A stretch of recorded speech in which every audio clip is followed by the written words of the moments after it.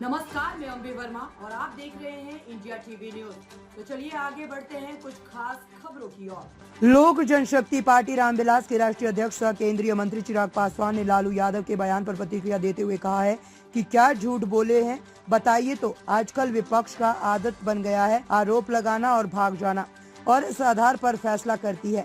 एक झूठ बोलने वाले मुख्यमंत्री दिल्ली में भी थे। क्या किया जनता ने उनके साथ? 10 साल बाद दिल्ली की सत्ता से बाहर कर दिया। इसी तरह से अगर कोई देश में झूठ बोलता है तो लोकतंत्र में इतनी ताकत है कि लोकतंत्र उस व्यक्ति को अगले चुनाव में जनता का फैसला सुनाती है। पूरा विपक्ष एक साथ आ गया प्रधानमंत्री को हराने, उसके बावजूद भी जनता ने तीसरी बार नरेंद्र मोदी को चुना। लालू यादव जिस मशीन की बात कर रहे हैं, अगर ये मशीन 90 के दशक में होती तो दूध का दूध और पानी का पानी उसी समय हो जाता। उसके बाद कभी इनका डाल अकेले बहुमत से नहीं आया, हमेशा मुख्यमंत्री को बैसाखी के सहारे सत्ता में आना पड़ा। वही राष्ट्रपति के आने पर बिहार वासियों की तरफ से मैं महामहिम का स्वागत करता हूं। वही प्रधानमंत्री के द्वारा नीतीश कुमार को लाडला मुख्यमंत्री कहने पर विपक्ष के पास जब कोई मुद्दा बचता नहीं है तो वह व्यक्तिगत आरोप प्रत्यारोप की राजनीति करते हैं। ये गलत है। प्रदेश के मुख्यमंत्री और उनके लिए भ्रम फैलाना, स्वास्थ्य के बारे में झूठी बातें करना विपक्ष के बौखलाहट को बताता है। तो वही सीएम नीतीश के बेटे की राजनीति में एंट्री को लेकर उन्होंने कहा कि ये फैसला एक व्यक्ति विशेष के लिए है, मेरी समझ से परे है कि क्यों बाकी लोग उत्साहित हैं। आएंगे तो हम लोग स्वागत जरूर करेंगे। चेयरमैन प्रशांत कुमार सिंह की विशेष रिपोर्ट। होता तो मस्जिद भी टूट जाता है, इतना प्रधानमंत्री झूठ बोल सकते क्या झूठ बोले बताएं तुम।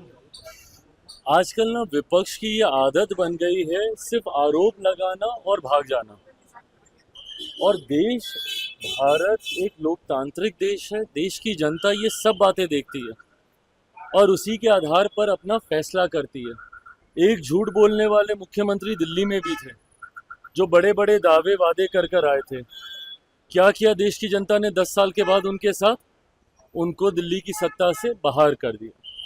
इसी तरीके से अगर देश में कोई झूठ बोलता है तो लोकतंत्र में इतनी ताकत है कि उस व्यक्ति को अगले चुनाव में जनता अपना फैसला सुनाती। अब यही पैमाना है, यही मापदंड है, जिस मापदंड की बात आदरणीय लालू जी कर रहे हैं, ये वही मापदंड है कि देश की जनता ने निरंतरता में अगर तीसरी बार मेरे प्रधानमंत्री आदरणीय नरेंद्र मोदी जी पे भरोसा किया है तो इसका मतलब कहीं ना कहीं पिछली 3 बार से वो अपने वादों पर, अपनी बातों पर खरा उतर रहा है।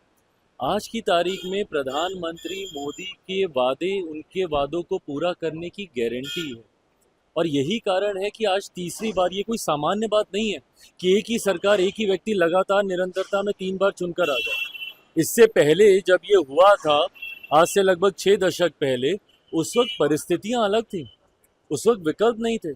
इस बार तो विकल्प के लिए आपने अपने विचारधारा से समझौता करते हुए तमाम विपक्ष एक साथ आ गए, सारे विपक्षी दल एक साथ आ गए।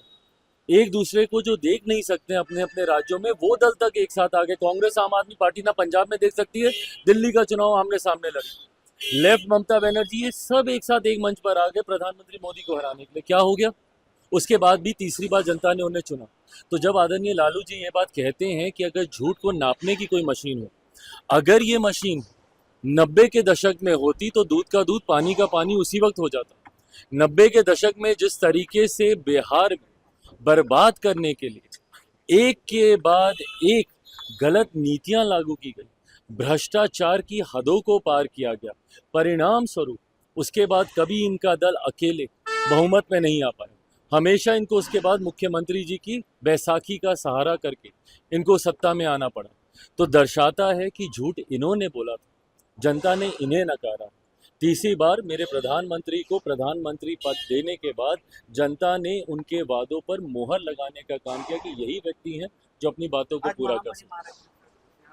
स्वागत है, मैं अपनी तरफ से, अपनी पार्टी की तरफ से उनका स्वागत करता हूं। बिहार वासियों की तरफ से मां महिम का मैं स्वागत करता हूं और मुझे खुशी है इस बात की कि जिस तरीके से बिहार हमारा आज केंद्र बन गया है। कुछ लोग इस बात का सवाल उठाते हैं कि हमारे प्रधानमंत्री बार बार बिहार क्यों आ रहे हैं। भाई, हमारे लिए खुशी की बात है कि जब प्रधानमंत्री, आज 7-8 महीने बीते नहीं लोकसभा चुनाव को, कभी दरभंगा में उनका कार्यक्रम, तो कभी जमुई में उनका कार्यक्रम, कल भागलपुर में उनका कार्यक्रम, आज मां महिम आ रही, पीछे भी उनका कार्यक्रम था यहाँ।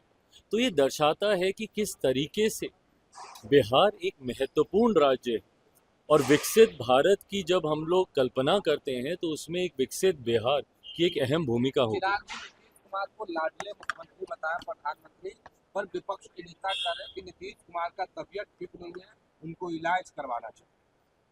विपक्ष के पास जब कोई मुद्दा बचता नहीं है ना, तो वो व्यक्तिगत आरोप प्रत्यारोप की राजनीति करते हैं, ये गलत है। प्रदेश के मुख्यमंत्री हैं, इस तरीके से उनको लेकर भ्रम फैलाना, इस तरीके से उनके स्वास्थ्य के बारे में झूठी बातें करना आपकी बौखलाहट को दर्शाता है। आप जानते हैं कि विधानसभा का चुनाव आप हार रहे हैं, उपचुनाव में इनको पता चल गया, तथाकथित जो इनके गढ़ थे वो तक ये लोग हार चुके हैं। बेलागंज की सीट ये लोग हार चुके हैं, तरारी की सीट ये लोग हार चुके हैं।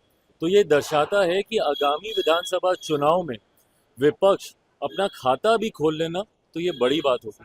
225 से ज़्यादा सीटें जीतकर इस बार हम लोग सरकार बनाने जा रहे हैं। अब क्योंकि कोई मुद्दा नहीं बचा तो ये व्यक्तिगत आरोप पे विपक्ष आ गया है, जिसका जवाब भी जनता लालू देगी। प्रसाद यादव के बेटे हैं निशांत को कह रहे हैं कि आरजेडी ज्वाइन करना बेहतर हो। तेज प्रताप यादव ने भाई देखिए, ये अंतोगत्वा ये फैसला एक व्यक्ति विशेष को लेना मेरी समझ के परे है कि क्यों बाकी के लोग इतने उत्साहित हैं। ये फैसला उनको करना है कि उनको राजनीति में आना है, नहीं आना है, कब आना है, कैसे आना है। आएंगे तो हम लोग स्वागत जरूर करेंगे। धन्यवाद।